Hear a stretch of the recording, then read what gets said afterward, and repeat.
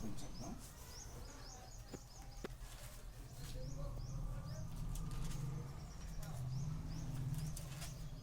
కీర్తనలు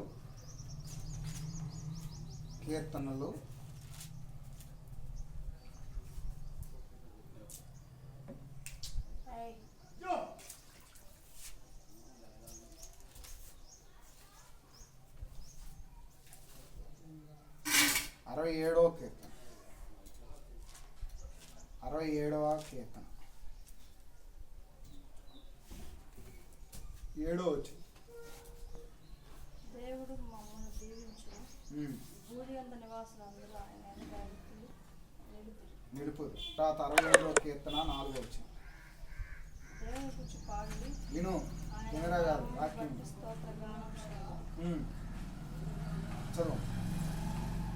వాహనం ఎక్కి అరణ్యములలో ప్రయాణం చేయు దేవుని కొరకు ఒక రాజమార్గం చేయుడు. యెహోవాను ఆయన నామమును బట్టి ఆయన సన్నిధిని ప్రహర్షించుడి. కాబట్టి ఇదేంటిది? దీనికి ఒక పేరుంది. ఇదేంది? సైకిలే. దీనికి ఇంకో పేరేంది?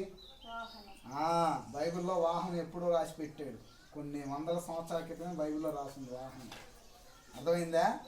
ఇది ఏ వాహనం? 2 చక్రాల వాహనం. ఏ వాహనం ఇది? 2 చక్రాల వాహనం. ఏం చేయాలంటే నువ్వు ఈ వాహనం ఎక్కి, బైబిల్ ఏముంది చదవమ్మా. వాహనం ఎక్కి అరణ్యంలో ప్రయాణం చేయి దేవుని కొరకు అది నీ అవసరం తీర్చబడే దానికోసమే కాదు, దేవుని యొక్క రాజమార్గం కూడా చేయటానికి. అంటే ఏంది? దేవుని పని చేయటానికి కూడా ఉపయోగించాలి. అర్థమైందా? మాకు వచ్చింది సైకిల్, ఇంకా మేము ఆడిందే ఆట, పాడిందే పాట అని తేగకూడదు. అర్థమైందా? దేవుడు ఎందుకు ఇచ్చాడు ఈ వాహనాన్ని అంటే చక్కగా స్కూల్కి పోవటానికి, పని చేసుకోవటానికి, దేవుని మందిరానికి.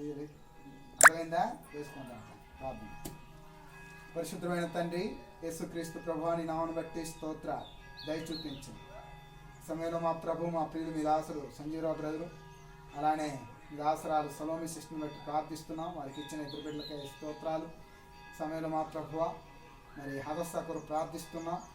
తన కొరకై మా ప్రభు సిద్ధపరచబడిన ఈ 2 చక్రాల వాహనాన్ని బట్టి స్తోత్ర.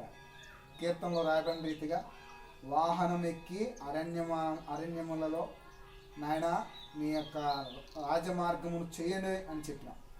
అవును మా ప్రభువ, ఇది మా భౌతిక విధానంలో కాకుండా ఆత్మీయ విధానంలో కూడా నాయన నీ పని కొరకు ఉపయోగించబడినట్లుగా కూడా సిద్ధపరుస్తున్నాను. సహాయం చేయి నాయన.